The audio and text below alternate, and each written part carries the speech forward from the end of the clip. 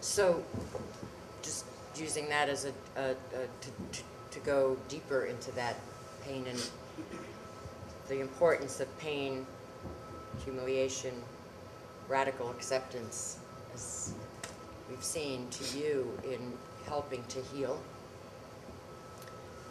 And what you briefly said about black psychology and its being anti-poor. This is a big question.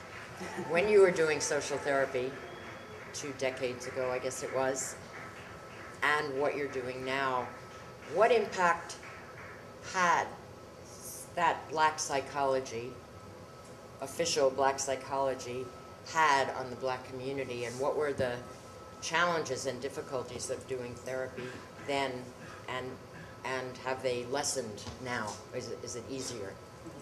One thing, fortunately enough, black psychology never reached the masses, on the one hand, because you had to go to college to get it, or you had to be in therapy, even though it dominates because it's connected in some ways to black politics. So it both does and doesn't, did or didn't. What impact did it have on the masses?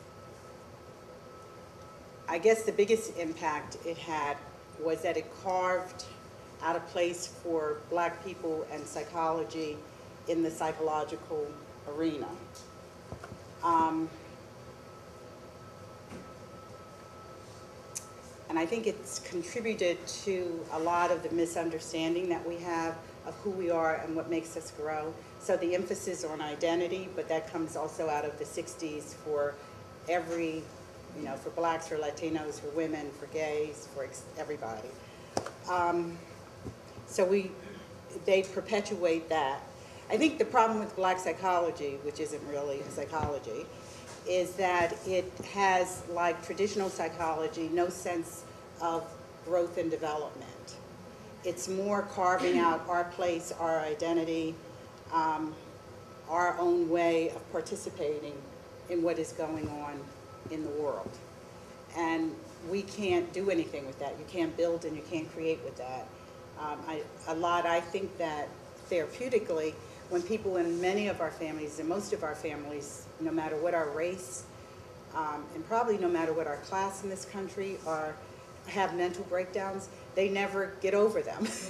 They don't get over them because of the stigma of having one, but they also don't get cured.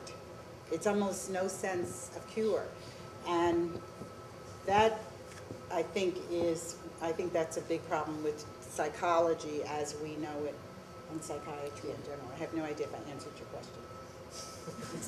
It's fine.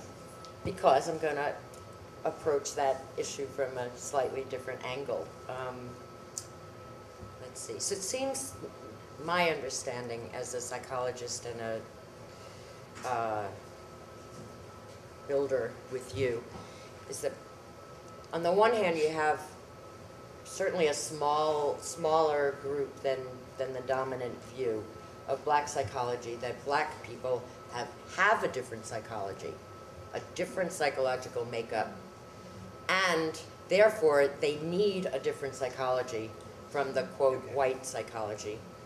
And then I think mostly from the educators and the educational crisis in this country now, you have white and black psychologists and educators saying there is no difference from the learning perspective, not emotionality, but from the perspective of making it in this society and having a decent life and being educated.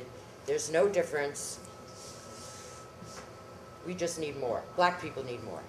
They need more time, they need more teachers, they need more money, they need more this, and so that they're, from the psychological point of view in terms of learning, there's no difference. That's one view. And then you have this other view is that, no, question, are there differences?